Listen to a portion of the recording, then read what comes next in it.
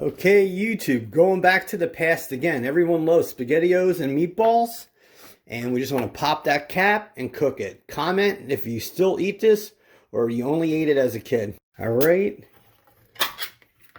pop the cap. There's the meatballs and pasta. All right, YouTube, put your pan on medium and throw in those SpaghettiOs, pasta in a can. Let this cook until it starts to simmer, boil. All right, so you can see the steam and the boil. Turn your pan down to low and just let this stay warm for 1 or 2 minutes. See you at the plate. Okay, YouTube, you see that?